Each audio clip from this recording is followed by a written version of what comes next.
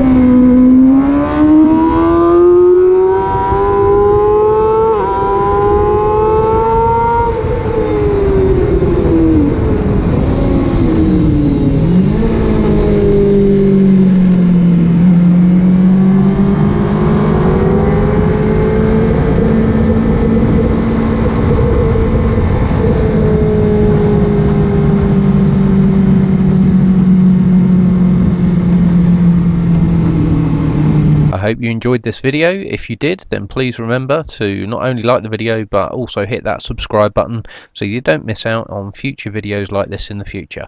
Thanks again for watching, and see you again soon.